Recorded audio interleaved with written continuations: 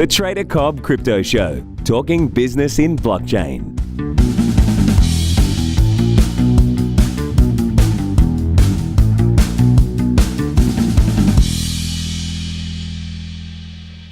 G'day everybody, welcome to the Trader Cobb Crypto Show. Again, a fantastic guest here at the Melbourne Blockchain Centre. Really looking forward to having a chat with Tim Boss, who's the CEO and founder of ShareRing. So thank you very much for being here. I appreciate your time. Thanks for inviting me, Craig.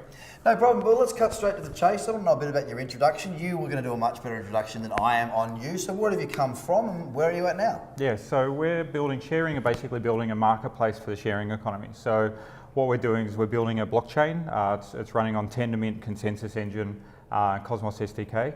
We're building a marketplace for rental companies and sharing economies to basically use our system to rent products out.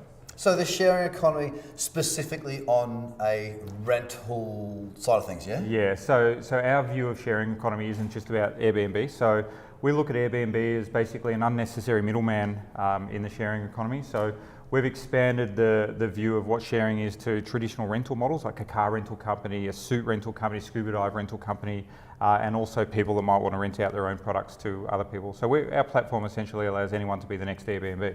So what, I mean, you've mentioned Airbnb twice, yeah. Right? So let's go down that route. What else exists out there? It doesn't have to be blockchain based. Obviously, we'll get into the details as to why we're there, why this is a benefit to have on the blockchain. But I mean, what out there right now is your biggest competitor? So, Airbnb is very specific. It's the renting of people's houses, yeah. Right? What else is there in the rental shared economy that exists? It's a really good question. So if you do a Google search right now for sharing economy or rental industry, there's about 100 and something million results. Really? So one of the problems with the sharing economy is it's extremely fragmented. Yeah. If you go to a bike share place in Shenzhen in China and see 3 bikes and there's only those 3 bikes you want to rent, you have to sign up for 3 very separate services using ID and all those sorts of things on those separate services. So what we're looking at doing is actually bringing that fragmentation together and provide a single marketplace and a single directory service and a single login payment system, identity management using self-sovereign ID for the sharing and rental economy. So that's a big undertaking. It is. We've got, you're quite right. If you think about the sharing economy, an example that you spoke of before when we were talking prior to hitting record is like sharing or renting of a suit, renting. The big one recently has become bikes. Yep. In Australia, anyway. I know other countries have been doing rental bikes for a much longer period of time. I lived in London, I visited Amsterdam, they seem to have that down pretty well. But we are seeing a massive growth in this sharing economy. Is that kind of the reason that you're here? Did you see a gap? And is a gap beyond just the fact that it's not all, I suppose, together as one and very fragmented, or is there a growing space and a gap as well?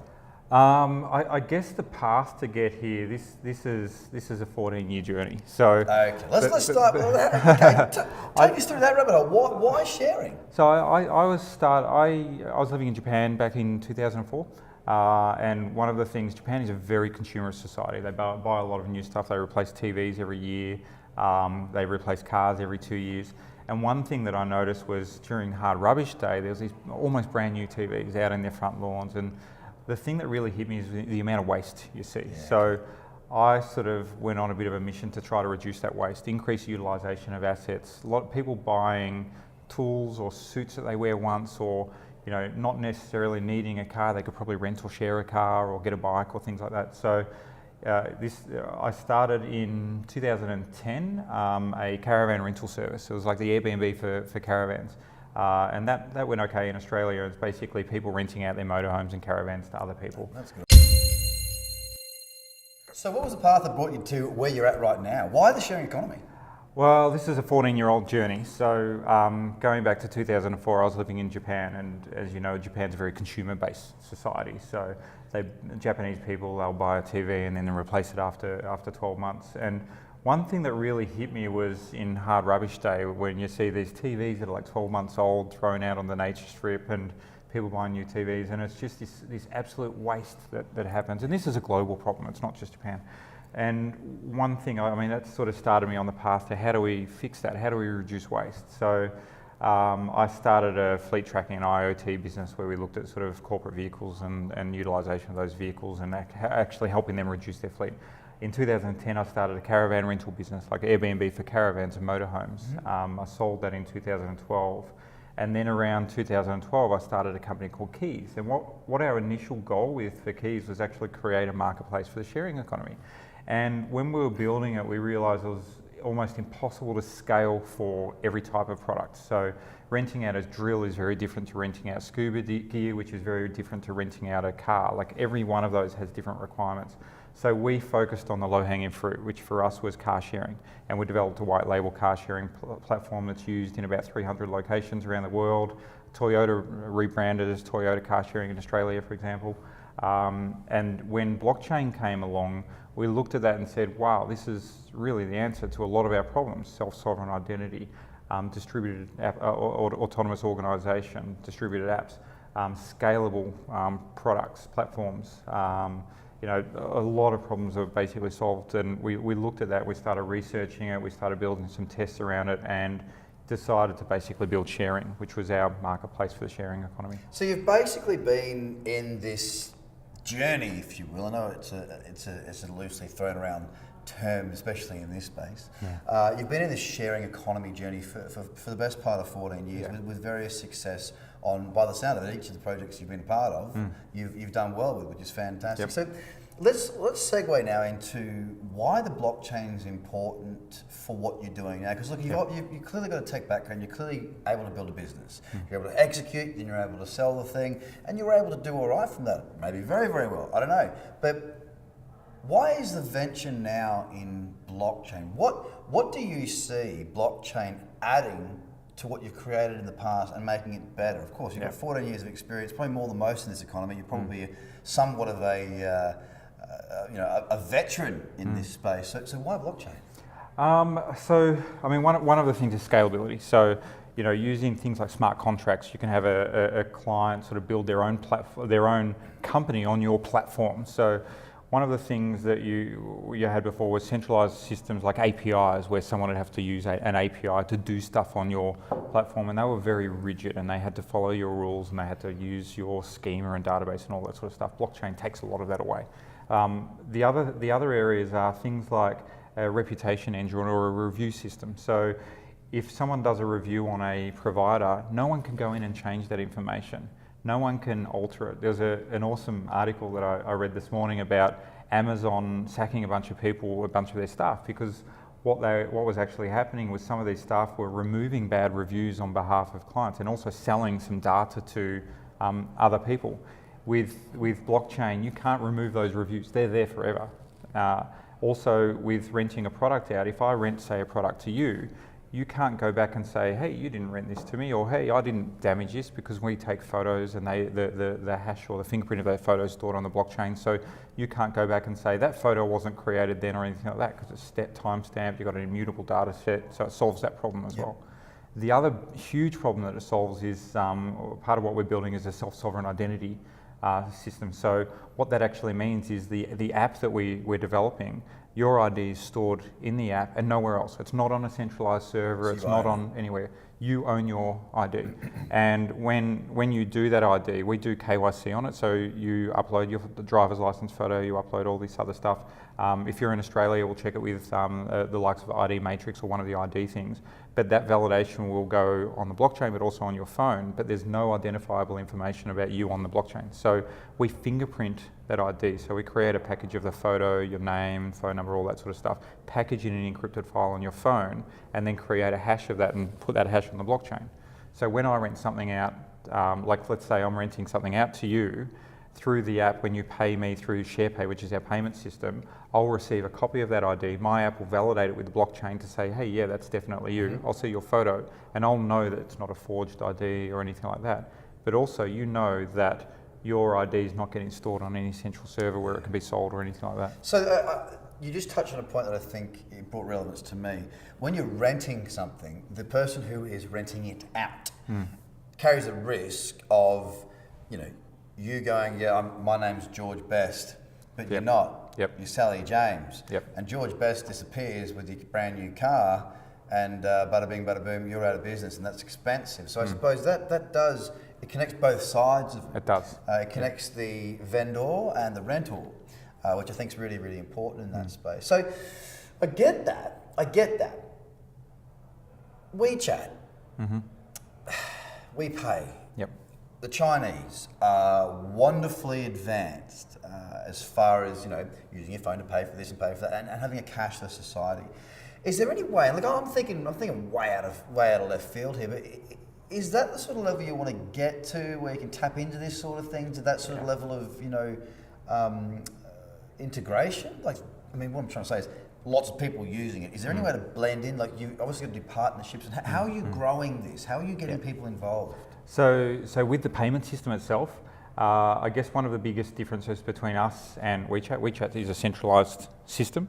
Right. So whilst it's peer-to-peer payments, it's still a centralised system. They hold a centralised treasury and all that sort of stuff. With us, essentially, we're providing payments and more. So we provide the ID part, we provide the escrow service, the IoT integration. So all of that stuff is associated with it. The other thing is, even though we use SharePay, which is essentially a stable coin, even though we use that, we still do fiat onboarding and fiat offboarding. Okay. So when I'm paying, say, you, the merchant, I will pay in fiat, and when you receive money, you can choose to receive it in SharePay or settle it in fiat, in whatever currency you want. So I could travel to Thailand, rent a motorbike off a motorbike operator there, I'll pay in Aussie dollar, he'll receive it in Thai baht, and there'll be no currency exchange fees. If I use credit card to onboard, I'll pay a credit card fee, obviously, but I can legitimately pay, do a bank transfer into SharePay, and then they can do a bank transfer out, which means there's no fees for them at all. Okay, so tell me about the token. Yep. Okay, so what is your structure around the token? I mean, it's a utility, I'm taking it. Yep. What are the dynamic around? Tell us about the token economics, the mining abilities. Like, what is it that ties people in to actually hold the token? Yep. So first of all, we're not doing proof of work mining or anything like that. That would completely go against our whole view of reducing waste in the world. Of course, yes. So what we're doing is we're using the Tendermint consensus engine. So Tendermint's a proof of stake consensus engine. So it has validators and the master node holders will actually receive tokens as part of being part of the validation system. So the utility of it is basically if a merchant, say, using either our marketplace or directly in the ledger, so the merchant might write their own apps or dApps directly on the ledger or smart contracts, they'll pay a transaction fee for every transaction. So every time something's done on the ledger, there's a transaction fee, and they'll actually pay that in fiat. So what happens is we receive the fiat or the SharePay equivalent, we put that in a treasury, and then we use the money in that treasury to buy share token on the exchange, and then that share token will be distributed to the validators. Makes sense. What that does is creates a liquidity on the exchanges. It also creates a demand and scarcity of the token. So we don't have inflation on our token at all, so it's a fixed amount of tokens. At first, with these validators, we will have a large pool of treasury to start paying them while the transactions are low, and then that amount will go down as the transactions go up, so that the validators sort of still have a good earn rate. Okay. Now, when did you do the ICO? So April, May, I think it was around May, yeah. And I mean, obviously that you're still fresh out of the gates. Plenty of experience and execution in past businesses. Where are you at with the technology development side of things? Yeah, so we've got the testnet running. We actually do, every 2 weeks, we do a development update on YouTube. So actually post videos of where our development is. We're using an agile sort of methodology. Yep. So the apps are well and truly down the path of development. Testnet's running. We've got the booking engine on the testnet running. Got SharePay running, doing transfer of funds and stuff like that. We're looking at actually getting into QA around the start of November, and we'll have a minimum viable product pilot out at the end of November with a number of merchants. So it's well and truly on its way. You did a raise, and it was a successful raise. So well done on that. You've got. I'm going to make the assumption you've got plenty of runway to execute the plan. Yeah, we're going well. Yep. Okay. And you said before that you've also managed your treasury quite well for hedging Ethereum. I applaud you for that. It should be done more often. I think the project should learn how to do that better, because it's all about time to execute.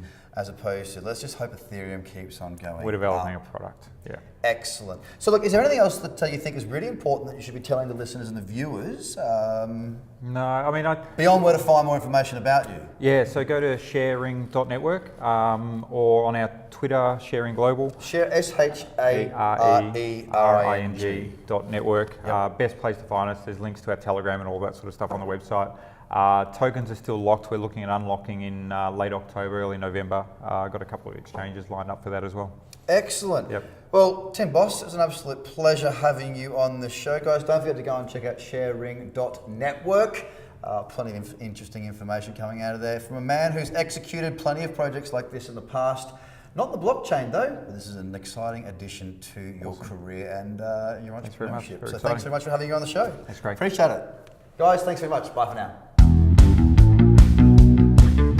The Trader Cobb Crypto Podcast is hosted by Craig Cobb. All Trader Cobb courses, products, and tools can be found at tradercobb.com because experience matters.